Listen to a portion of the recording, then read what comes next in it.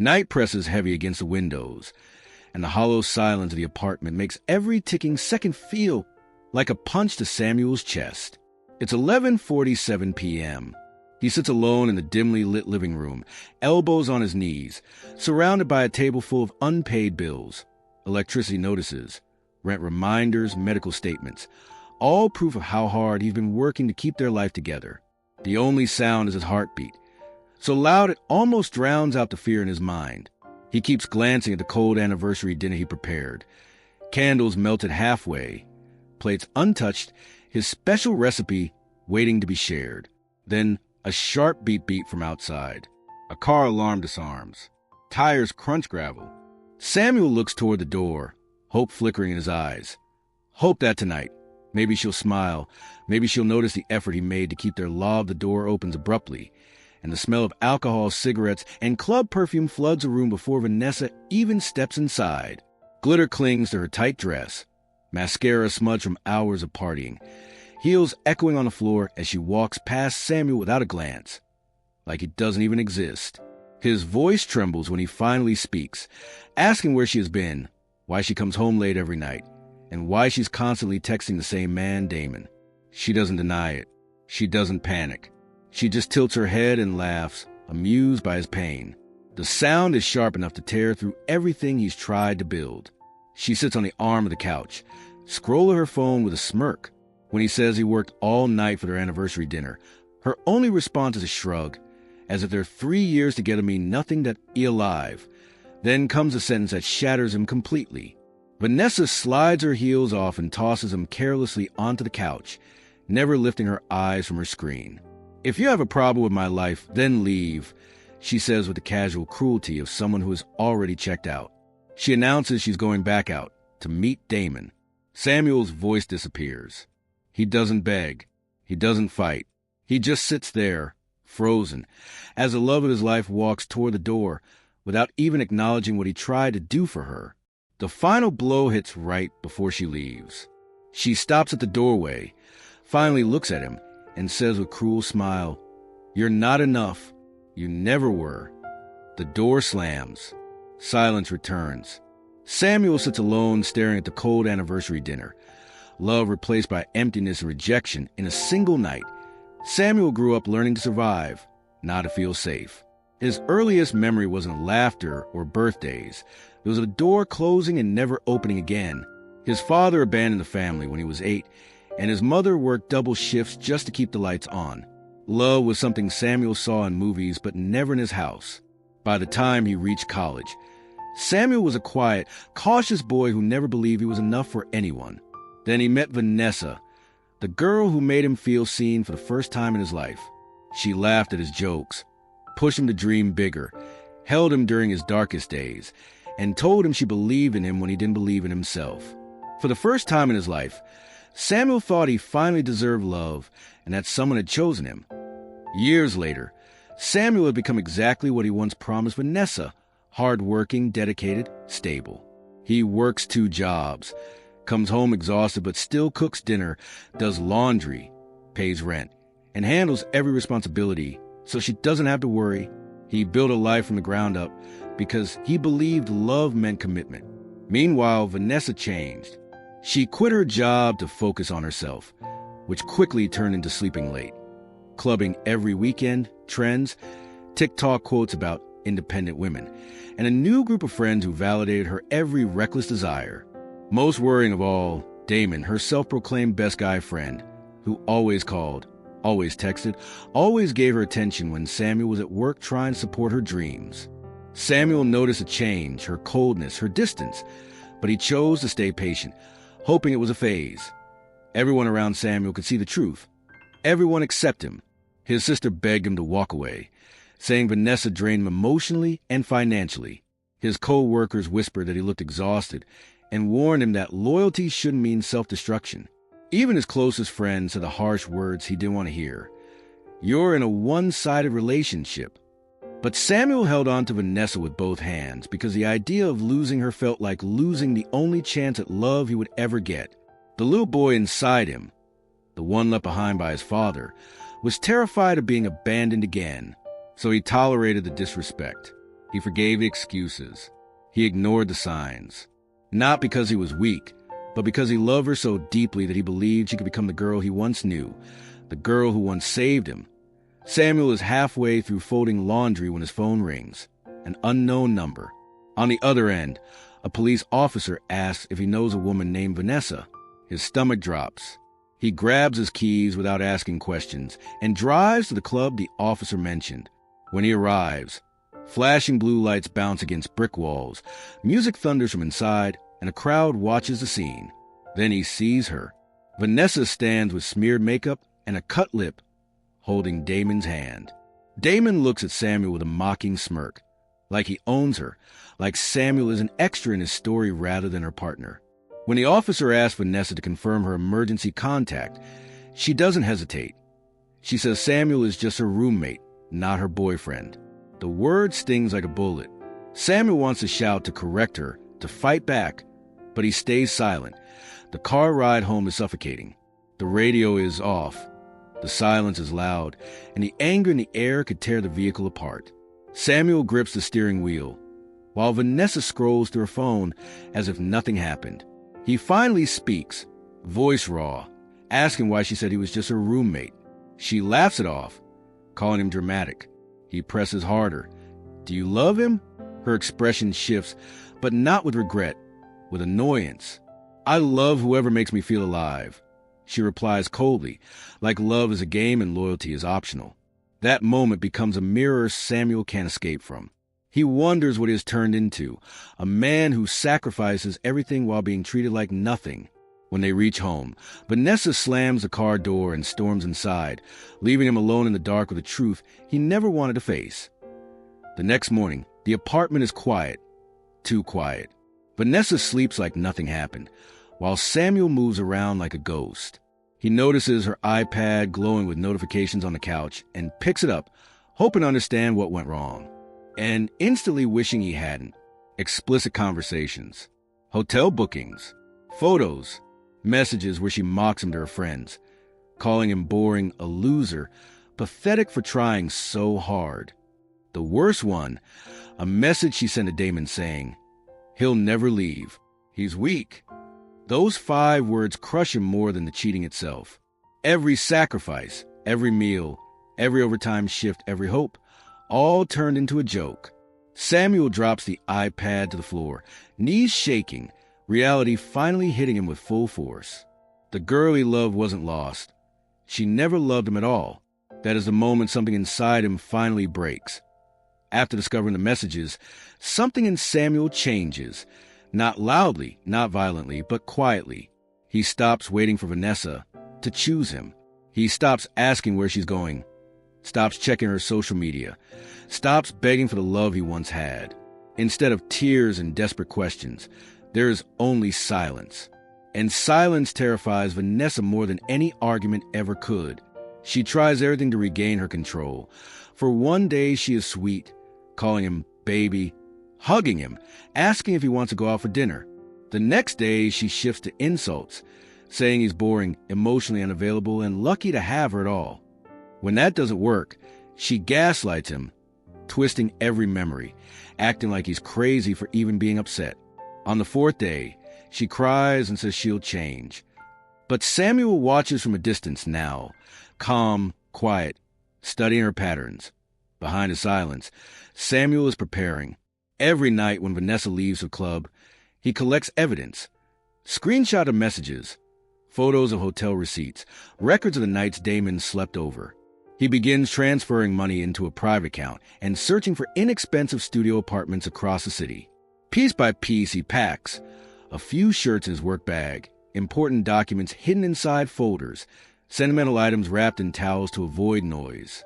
No one notices. No one suspects. Meanwhile, Vanessa escalates her behavior. She humiliates him in front of her friends, telling them he is insecure, controlling, and obsessed with her. She posts videos publicly with Damon, dancing his arms at clubs, kissing his cheek, captioning them, "People should do what makes them happy." Damon starts staying over at the apartment, while Samuel works overtime. Through all of it, Samuel stays silent, planning his escape. The breaking point arrives unexpectedly. Samuel comes home early one night unnoticed and hears Vanessa laughing with her friend on speakerphone. Her voice is sharp, full of pride and cruelty. "Samuel? Oh, please," she says. "He's just my backup plan. No one else will ever want him." Every word is a knife. Not because she doesn't love him, but because she never respected him. He stands silently in the hallway, listening as a girl who once promised him forever reduces him to a safety net. Something inside him finishes collapsing, but not in the way she expects. There are no tears, no confrontation, no questions. When Vanessa leaves again, Samuel sits at the table, stares into the quiet apartment, and takes a deep breath. That night, he starts the final phase of his exit plan. Not revenge, not anger, just freedom. He refuses to bleed for someone who enjoys watching him hurt. 2 days later, Samuel asks Vanessa to sit down for a serious talk. She smirks, already convinced she knows how this will play out. She puts on full makeup, curls her hair, and wears a dress meant to remind him of why he should never leave her. She walks into the living room with a confident sway, expecting tears, apologies, desperate begging. Instead, Samuel sits upright, emotionless, hands folded calmly on the table. When she asks what he wanted to talk about, he says 5 simple words. "I'm moving out tomorrow." Her smile freezes. For a moment, she waits for the punchline, scanning his face for weakness or hesitation. But he doesn't flinch. She shifts to laughter, loud, sarcastic, like he's told the most ridiculous joke in the world. Samuel lets her laugh, lets her mock him, because he knows something she doesn't. This time, he's serious. Samuel gently places a folder on the table. Inside, the lease termination signed by him, the paperwork transferring the full rent responsibility to her, screenshots of her messages and hotel receipts, and bank statements showing he stopped paying bills weeks ago. One by one, her confidence evaporates. The laughter dies. She rereads everything with trembling hands. The apartment she bragged about, the independence she flaunted online. None of it was funded by her. It was Samuel all along, and tomorrow it would all be gone. Her voice softens, for the first time in months touched by fear. "Why are you doing this?" He doesn't raise his tone. He doesn't insult her. He just tells the truth. "I'm not doing anything. I'm just finally stopping what I should have stopped long ago, sacrificing myself for someone who never cared." It's the first time she realizes he's no longer under her control. Panic replaces pride. Vanessa drops to her knees beside the kitchen counter, begging, reaching for him, her voice cracking as she cycles through every manipulation she knows, apologies, excuses, blaming stress, claiming she can change, even promising to cut off Damon. But Samuel has heard it all before. He looks at her with sadness, not hatred. No anger, no triumph, just a quiet acceptance of what their love had become. "I loved you more than I loved myself," he says softly. "That was my mistake." She grabs his hand, sobbing, but he gently pulls away and walks toward the door with his packed bag. Vanessa cries on the kitchen floor, mascara streaking, calling his name, but he doesn't turn back. The door closes. She waits for Damon to show up, to comfort her, to save her. He never comes. For the first time, Vanessa is alone with the consequences she created. Samuel's new apartment isn't big. 1 bedroom, small kitchen, no luxury. But the silence feels peaceful instead of suffocating. There are no slammed doors, no arguments, no pretending to be happy for someone who didn't love him. The first night, he sits on the floor beside a cheap lamp and realizes he can finally breathe. Therapy comes next. At first, he talks in small pieces, childhood abandonment, self-worth tied to relationships, fear being left behind. His therapist listens and helps him see the boy inside him who never felt loved and the man who kept trying to earn what should have been freely given. For the first time, Samuel begins to understand his patterns, not with shame, but with compassion. Healing doesn't come fast, but it comes honestly, and that honesty feels like a new beginning. Samuel reaches out to the people he pushed away while trying to keep Vanessa happy. He has dinner with his sister, laughing for the first time in months. He reconnects with old childhood friends who welcome him back without judgment. At work, something changes in him. He starts speaking up, volunteering for projects, showing confidence no one had seen before. A supervisor notices, offers him an opportunity, and within months Samuel is promoted, not because he was desperate to be valued, but because he finally valued himself. His world grows bigger again. He buys new clothes, eats better, goes to the gym, rediscovering strength he forgot he had. Even on lonely days, there is progress. Healing stops feeling like survival and starts feeling like becoming point one Saturday morning. Samuel sits in a quiet cafe with his laptop, enjoying a simple routine that once felt impossible. The barista, a girl named Lily, hands him his drink with a soft smile. Not flirtatious, not suggestive, just kind. She remembers his order, adds a small dew on his cup sometimes, and asks how his day is going. It isn't a love story. Not yet. It's just possibility. The gentle proof that the world didn't end when Vanessa left, and that someone else someday could love him without cruelty, conditions, or competition. When Samuel leaves the cafe, the sunlight feels a little warmer. For the first time in years, he isn't waiting for someone else to validate him. He is enough on his own, and whatever or whoever the future brings, he's ready. A year passes, and Samuel has become an unrecognizably healthier version of himself. He walks through a grocery store on a quiet Sunday morning, pushing a cart with fresh vegetables, coffee, and flowers. Things he never bought before, because he never felt he deserved small comforts. His shoulders are relaxed, his steps slow and steady, no tension in his face. He even hums softly to himself as he moves along the aisles, a casual sign of peace that once seemed impossible. When he reaches for a carton of milk, he hears a voice behind him stumble through his name. Samuel? He turns and time stands still. Vanessa stands there, disheveled, tired, makeup smudged under her eyes, clothes rumpled as if sleep hasn't been kind to her in months. Her expression is not proud, not angry, just lost. Suddenly, despite everything, Samuel doesn't feel resentment, just closure. Vanessa takes a small step forward, voice trembling, desperately trying to compose herself. "Why didn't you fight for me?" she asks, not with arrogance, but with genuine confusion, as if she still believes that love is proven by chasing someone who pushes you away. Samuel doesn't raise his voice. He doesn't try to hurt her. He simply answers with a calm honesty that took him a year to learn. "I finally learned to fight for myself." The words land heavier than shouting ever could.